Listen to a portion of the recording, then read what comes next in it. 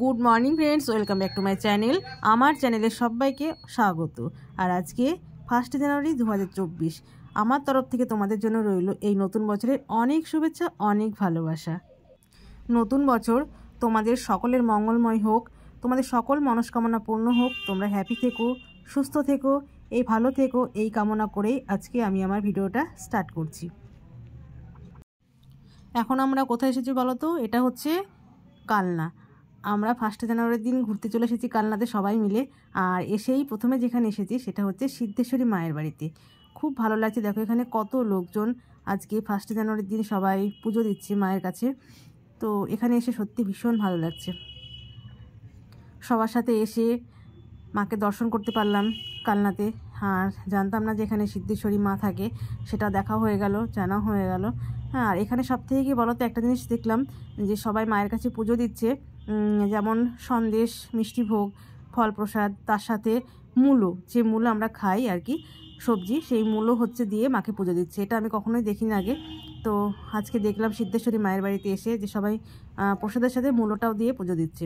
আর এটা হচ্ছে সিদ্ধেশ্বরী মায়ের সামনে আর একটা মন্দির, সেখানেও আর এক মা রয়েছে। তো এখানে এসে ভীষণ ভালো লাগলো। আর দেখো মাকে কত গহনা পরানো রয়েছে, খুব সুন্দর জায়গাটা। তো কালনাতে যে এত সুন্দর মন্দির রয়েছে সেটা জানা ছিল না। যাই হোক,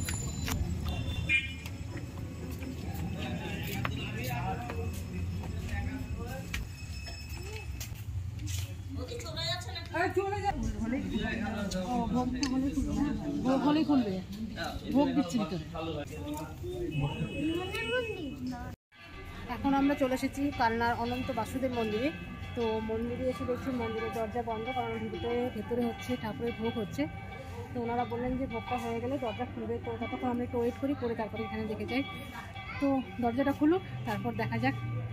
খুব ভালো লাগছে এখানে এসে। এর আগে দেখলাম তোমার ওটা হচ্ছে সিদ্ধেশ্বরী মায়ের মন্দির, আর এটা অনন্ত বাসুদেব মন্দিরে আমরা শুনেছি। দেখা যাক কীরকম কী আছে না আছে ভেতরে। মন্দির বন্ধ, আর এই দেখো সব লাইন দিয়ে বসে আছে, মা, বাবা, ছেলে আর সাথে রয়েছে আমার আমরা সবাই গেছি। মন্দিরটা বন্ধ, জানি না কখন খুলবে। তো এখানকার লোকজনকে জিজ্ঞাসা করা হলো, বললো ভিতরে ভোগ হচ্ছে, তার জন্য মন্দিরটা বন্ধ। তো এসেছি যখন দেখে যাই, একটু ওয়েট করে যাই।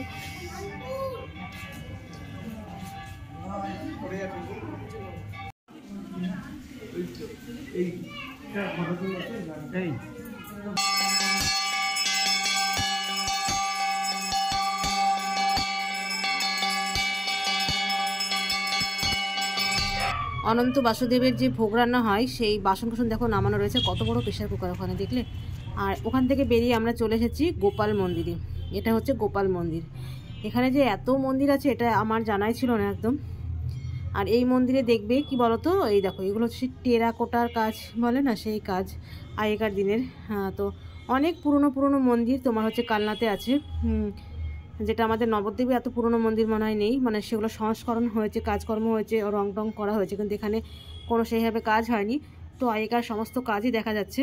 আর এটা হচ্ছে দেখো গোপাল মন্দিরের পাশে হচ্ছে একটা বাগান, ফুলের বাগান, খুব সুন্দর ফুলগুলো দেখেছো। আর এখানে আমি একটা রিলসও করেছি, খুব ভালো লাগলো জায়গাটা দেখে। এখন আমরা এসে গেছি রামকৃষ্ণ সারদা পাঠ মন্দিরে। আর এটা হচ্ছে পাতাল কুয়ো, এই মন্দিরে রয়েছে পাতাল কুয়ো, এটা দেখার জন্যই আরও আসলাম। আর এখানে এসে আমরা সবাই মিলে প্রসাদও পেয়েছি, জানো তো। এখানে হচ্ছে খিচুড়ি, আলুর দম, পায়েস প্রসাদ দিচ্ছে, সবাইকে দিচ্ছে, আমরাও প্রসাদ পেয়েছি। তো মন্দিরটা সত্যি খুব সুন্দর। আর এখানে না আসলে মানে জানতেই পারতাম না যে এত সুন্দর সুন্দর সব মন্দিরে রয়েছে এখানে। আমার তো জানাই ছিল না, তো না আসলে হয়তো খুব মিস হয়ে যেত। এসে ভীষণ ভালো লাগছে, এটাও খুব সুন্দর মন্দির। আর ওখান থেকে বেরিয়ে আমরা চলে এসেছি দেখো 108টা শিব মন্দির, যেটা আমাদের প্রথম মানে দেখার আগ্রহ ছিল যে 108টা শিব মন্দির দেখবো, সেই মন্দিরে আমরা এখন এসে গেছি। কালনার এই 108টা শিব মন্দির দেখার ইচ্ছা ছিল অনেক দিন থেকে। তো সেটা 1 জানুয়ারির দিন এভাবে পূর্ণ হয়ে যাবে সেটা ভাবতেই পারিনি। তো যাই হোক, শেষমেশ দেখা হয়ে গেল কালনার 108টা শিব মন্দির। আর প্রত্যেকটা মন্দিরে কি বলো তো, একটা করে কালো শিব আর একটা করে সাদা শিব বসানো আছে, এবং অ্যান্টিক ক্লক অনুযায়ী মানে একটু করে ঘোরানো আর কি। প্রথমে সোজা, তারপরে একটু করে বেঁকানো, আর তারপরে তার একটু বেঁকানো, এইভাবে মানে প্রত্যেকটা শিব বসানো আছে। আমি আর বাবু চারিদিকটা ঘুরে ঘুরে দেখছি, আর অনেকক্ষণ থেকে হাঁটছি, একটু বসার চেষ্টা করতে, দেখি কোথায় বসা যায়।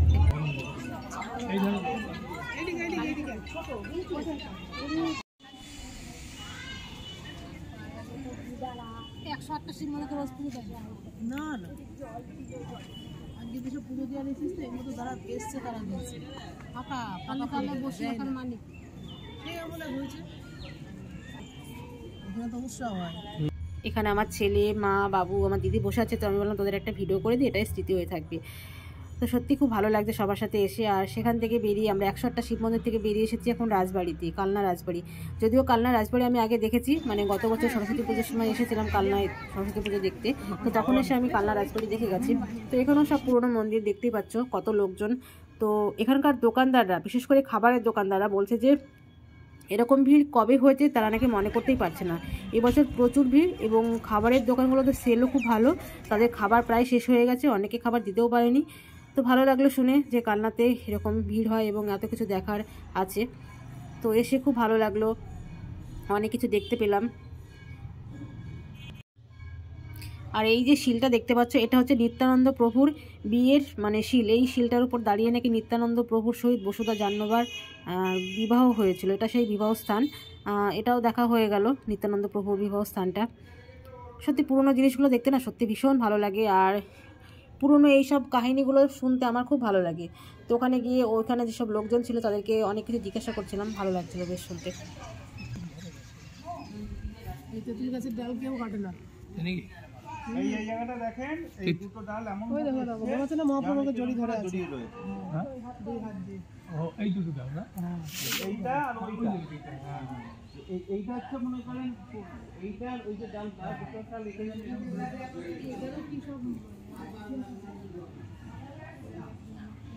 আর এই তেঁতুল গাছটা দেখছো, এই গাছের ডাল কিন্তু কেউ কাটে না, বুঝলো তো। আর এখান থেকে বেরিয়ে আমরা গিয়েছিলাম ভব পাগলার আশ্রমে, তো সেখানে যেহেতু ছবি তোলা নিষেধ তাই কোনো ভিডিও করতে পারিনি। আর এখন আমরা চলে এসেছি স্টেশনে, কালনা স্টেশনে। তো আমরা এখন বাড়ি ফিরবো, ট্রেন ধরবো, বাড়ি ফিরবো। তো ভিডিওটা এখানেই শেষ করছি, তোমাদের সাথে আবার দেখা হবে নতুন কোনো ভিডিওতে। ততক্ষণের জন্য তোমরা ভীষণ ভালো থাকবে, সুস্থ থাকবে, আর নতুন বছর তোমাদের সবার খুব ভালোভাবে কাটুক এই কামনা করি। টাটা।